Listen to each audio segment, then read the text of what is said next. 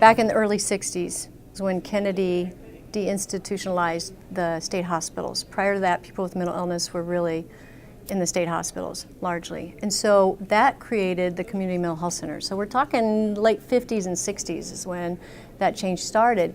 Every county had access to mental health services, community mental health services at that time. And they started very small. I mean, they started with maybe a psychiatrist and a PhD or therapist.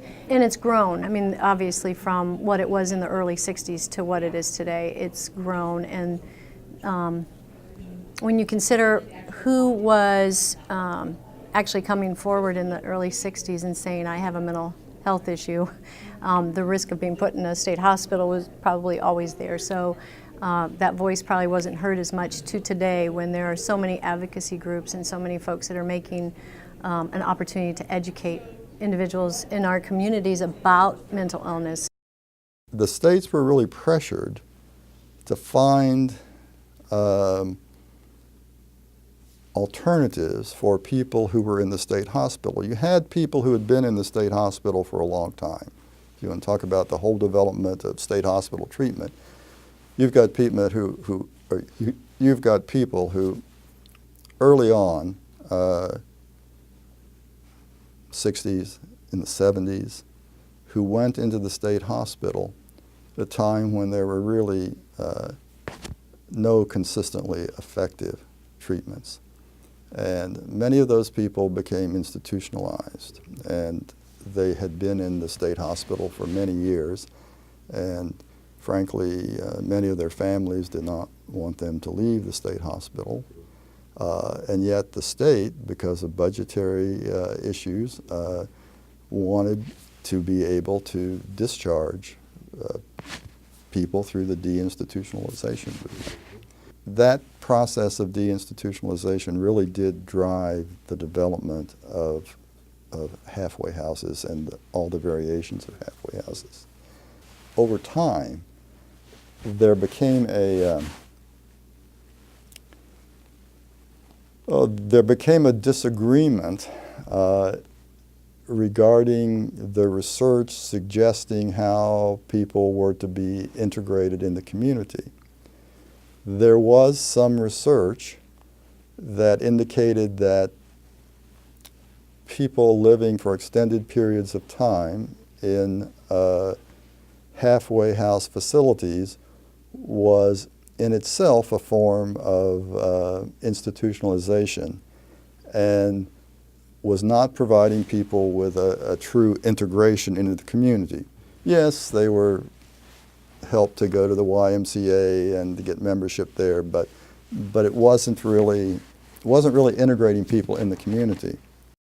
Again, before the deinstitutionalization, the asylums or state hospitals, that was the place that was available. And thank goodness for some medications, because the medications were really able to change that, the possibilities. Drugs have gotten better in the sense that they have fewer disabling side effects. I mean, some of the earlier medications for chronically mentally ill people, for people with schizophrenia, you know, they could have a side effect over time that would result in Parkinson's symptoms, see neurological changes, and it was really no good way to predict who was going to have those problems and who was not going to have those problems. But the drugs now are safer. When I started in mental health, it was the mid-'80s, and at that time, some medications had really started having an impact, and individuals were being able to come out of the state hospitals and actually live in the community. They were able to live in group homes, but they were also able to live in their own apartments, and that was huge. I mean, that was a big deal at that time. At that time, everybody's goal was to keep that individual stable. We don't want anything, any stressors, we keep them in a nice bubble where they're safe and stable, and maybe they won't have to go back to the state hospital.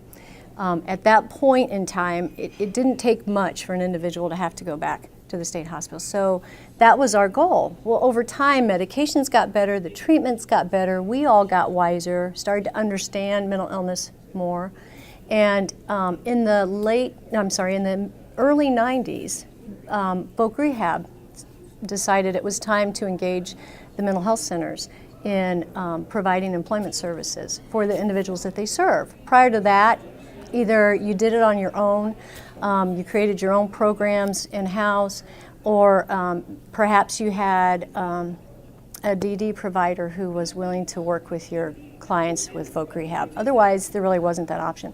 So Voc Rehab was the one that approached, along with DMHA, Department of Division of Mental Health and Addictions, approached the mental health centers and said, hey, let's do this. Why don't you guys become providers of services? And so through the years, since the early 90s, the mental health centers have really developed into strong providers serving what's considered one of the largest disability populations of our Voc Rehab program. And we've had amazing successes.